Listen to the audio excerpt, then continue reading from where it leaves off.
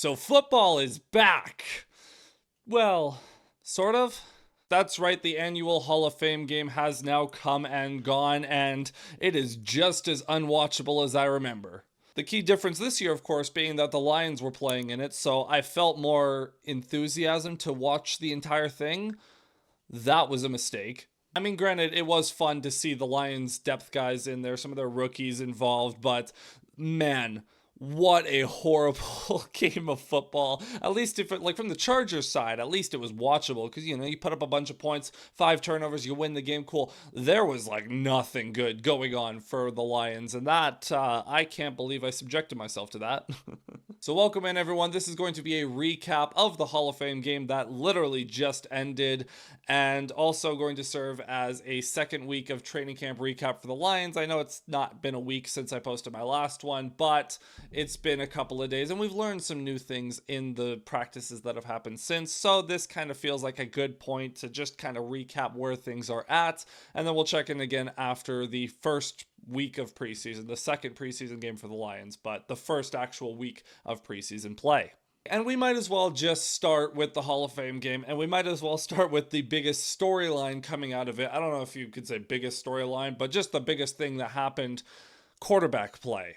Now, throughout camp so far, the Lions have been consistently rotating Kyle Allen and Hendon Hooker in with the 2s and 3s. On Tuesday, the scrimmage that the Lions hosted, Hendon Hooker was repping with the 2s, so it was Kyle Allen's turn tonight in the Hall of Fame game, and he got the start, and Hendon Hooker got the second half with the 3s, and Kyle Allen was bad.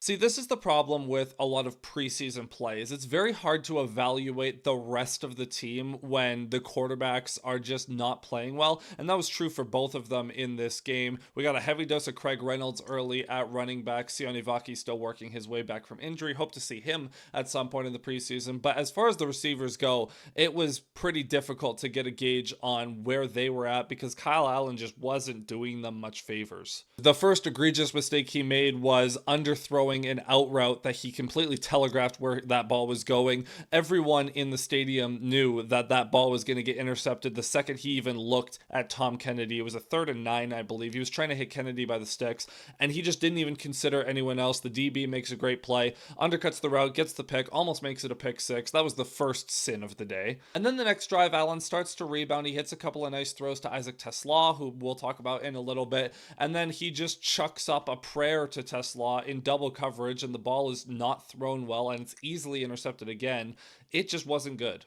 There was also a really bad play on a 3rd and short where Allen had room to run and he started to step up, and if he lowers his shoulder and dives forward, he's going to get the first down. Instead, he slides 2 yards behind the sticks, forcing a punt.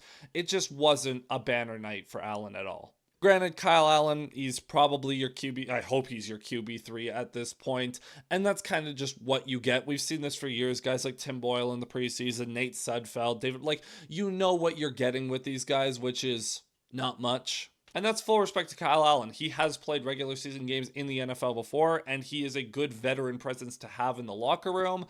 I just never want to see him rep with the 2s again. And I'm of the belief that we know what Kyle Allen is. We did not need to see another half of football of him in, honestly, Hendon Hooker should be getting most of the reps in preseason because he needs them more. Why, you ask? Well, that was evident in the second half where Hooker just didn't look great. He looked about the same as he did last year's preseason, which he was very just antsy to scramble and get out of the pocket. He wasn't being very decisive with the ball, and overall just not a good quarterback. He was a runner. He was a running quarterback, and even then, when you scramble on every play, it's kind of easy to defend. One of the big development points for Hooker that we're looking to see is his decisiveness with the ball. He's good at seeing open receivers and hitting them when they're open, but he's not as good at anticipating windows and throwing anticipatory throws to a guy that will be open in a few seconds. So that's kind of the next step that we're looking for. Didn't see much of it tonight. Hooker was making a couple of good reads on checkdowns, but even then, calling them good reads kind of seems generous. He just was taking what the defense gave him, which is a good thing, but he just struggled to push the ball further than 5 yards downfield. So quarterback play is going to be big going forward the rest of the preseason, because if we're going to be able to evaluate the rest of the receivers, we have to get some decent play. We have to get some quarterback play that actually is going to work to put those receivers in positions to succeed. Now, speaking of those receivers, there's really only two that I want to talk about, two rookies in this game, and those are Isaac TeSlaa and Dominic Lovett. Starting with TeSlaa, I did mention earlier that Allen had a couple of nice throws to him, and TeSlaa did look good. I mean, the two catches he made, they were back-to-back 20-plus yard gains on crossing routes, and for a guy of TeSlaa's frame, to see him move so well is actually quite nice. Like, he has very sure hands and he does look good on those kind of crossing routes. I don't know how expansive his route tree is at this moment, but they also tried to give him a fade, which we've seen the clips in training camp of TeSlaa mossing people in camp, mossing the DBs and making contested catches. So I like that they're giving him these opportunities, but I don't know. It's the quarterback play. I want to be able to see more of what he brings aside from just running a crosser that the zone coverage just didn't happen to pick up and he was wide open. Again, it's good that he was doing that, but I want to see more. And then Dominic Lovett, he had one really, really bad drop early in the game when Allen had a perfect throw to him. I think it was a 2nd and long, and Lovett just dropped it. It was inexcusable. But as the game, progressed, he showed some ability, some wiggle to make some plays after the catch. He had one nice play where he spun out of a tackle after making a check down catch. And overall, he just showed that he has a little bit more finesse to his game, similar to some of the other slot guys that have been here before. I mean, we think about how Tom Kennedy has been a preseason darling for years at this point. Lovett can fit in that archetype of player. Lovett was also active on special teams as a gunner. TeSlaa, I should mention, also had a really good rep as a gunner that if the receiver or the returner didn't fair catch it, TeSlaa was about to blow him up. So like what I saw from the rookie receivers at least, and want to see more. And then the last guy that I'll shout out as having a pretty good night was rookie defensive end Amon Hassanin. He had some really nice plays against the run and showed an ability to shed blocks, which is really encouraging. We know that he has a very good motor. We know that he's a very high intensity player, but he also showed an ability to disengage in the run game, and he showed some pass rushing chops, almost got a sack on Trey Lance in the first quarter. He looked pretty good. He looked like a good depth defensive lineman.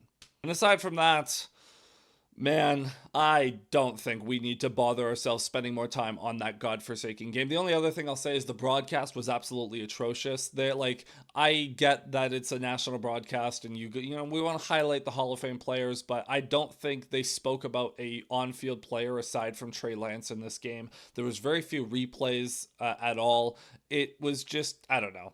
It just wasn't it, and I'm a lot more excited for the regional broadcast that we're going to get for the rest of the Lions preseason.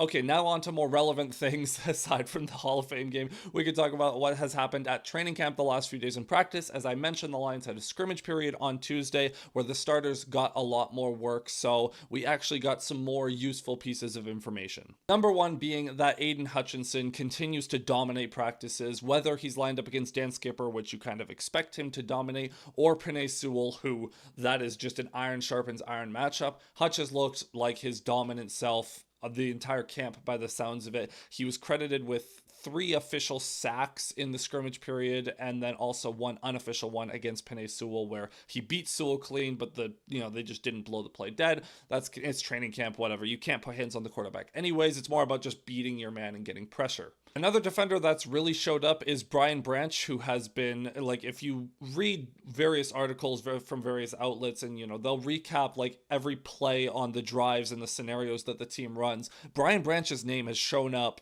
probably more than any one of the defenders. He's been involved in coverage, in the run game, even on blitzes and getting in the backfield. He's just been everywhere, and a lot of people are hyping him up to have a potential superstar level season, which would be amazing. Obviously, we know Branch has that potential. Kind of slipped down in the second half of the year last year, where his play just wasn't quite up to that caliber that he's established for himself. So hopefully he's back to his normal ways next season, and I really do hope that this season he's able to create more turnovers, because that is a big part of his game. Couple of injury updates that we've gotten. Kirby Joseph has a minor knee injury. It's not expected to be much of an issue. Dan Campbell said that he expects Kirby to be back, in the next couple of days. Taylor Decker, we also expect to be back in the next couple of days after his shoulder surgery. So the early August timeline has been what we've been told, so hopefully we see Decker on the field soon. And then another injury that is maybe a little bit more worrisome is that Terrion Arnold left practice the other day with a hamstring injury.